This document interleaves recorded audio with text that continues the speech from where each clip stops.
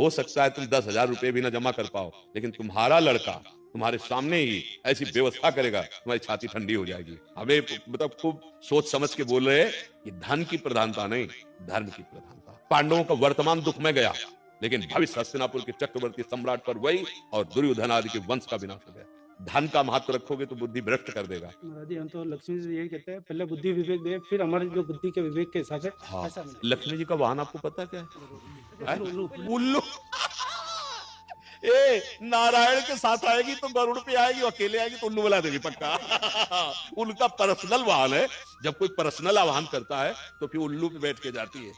और अगर अगर वो नारायण, तो फिर जब नारायण आएगी तो गरुड़ पर, गरुड़ महाज्ञानी अर्थात ज्ञान विज्ञान अच्छा। और उल्लू का मतलब है कि दिन में उसे नहीं दिखाई देता, रात में उसे दिखाता है।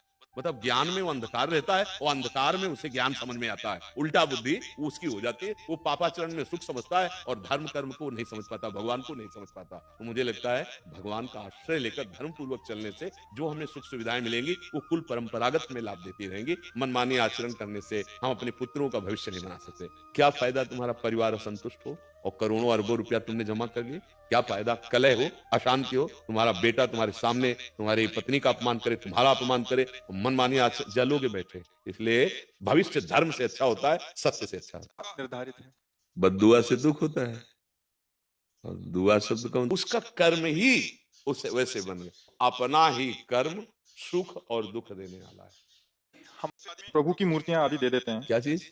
तोहफा जब देते हैं, बर्थडे गिफ्ट है, भेंट के उसमें, तो अभी तो घर में तो एक ही विराजमान कर सकते हैं। अभी पता लगा कुछ दिन में 10-15 हो गई तो नहीं, उसका नहीं क्या लेना करेंगे? चाहिए। हम नहीं लेते। वो तो पूरा पैक करके देते हैं। नहीं, हमें नहीं चाहिए। हमारे सेब विराजमान है, हम इनको किसको देंगे? किसी को देना, वो क्या व्यवहार करेगा? ठाकुर विराजमान का मतलब सेवा होनी चाहिए। अलमारी में थोड़ी ऐसे कि धूल पड़ रही है ऐसे नहीं विराज। मान लो कोई आपको भेंट दे रहा है तो प्रणाम है, भेंट को गले लगाया, वापस दे दिया। कि हम इनको अपने घर में ले जाकर के हमारे घर में विराजमान है, हम इनको 100 पीस की तरह नहीं रख सकते। हम तो इतना तक निषेध करते हैं कि कार्ड में ये भगवान की जो छवियां छपती हैं, जो नाम छपते हैं, ये नहीं छपने चाहिए।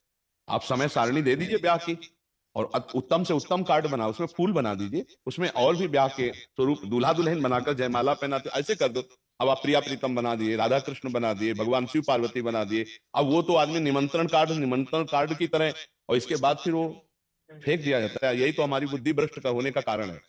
अब एक साधारण से अपने व्यापार चलाने के लिए थैलों में प्रभु की रूप छाप रहे हैं, प्रभु के नाम छाप रहे हैं। अब जिस हम नाम की उपासना करते हैं उसी नाम को तमाकू में छाप रहे हैं। अब वो जो पैक फुटपाथ में जाएगा, पैर पड़ेगा, तो जो कंपनी वाला है उसकी दुर्गति होगी। पैसा कमाने के लिए बहुत से उपाय हैं, भगवान के रूप नाम का सहारा लेकर पैसा मत कमाओ। अब बंसी धारण के हुए प्रभु एक थैला है, अब थैले को तो थैले की जगह में रखेगा ना। अब मान लो ऐसे थैला रखा है, वहीं आप जूता पहने खड़े, तो अपराध नहीं लगेगा? आप कितना सम्मान करते हैं अपने प्रभु की छवियों का। इसीलिए तो हम सबकी बुद्धि भ्रष्ट हो जाती है। पोस्टर छपवा दिए, उसमें भगवान की भी छवि बनी हुई है और अपनी भी छवि बनी हुई है, और गुरु भी बैठे हैं, आचार्य भी बैठे हैं।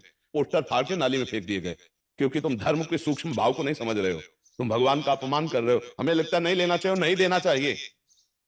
ऐसा थोड़ी कि भेंट में आप सबको प्रभु बांट रहे हैं, प्रभु के थैले बांट रहे हैं, वो भेंट को भेंट की तरह लेगा, वो कोई भगवान मान के लेगा? तो हमारे धर्म में यही बड़ी बात है कि बहुत कट्टरता दिखाते हैं, बहुत भावना करते हैं, अपने इष्ट का खुद अपमान कर रहे हैं, खुद अपने इष्ट का अपमान कर रहे हैं। श्री कृष्ण हमारे गुरु हैं, आचार्य।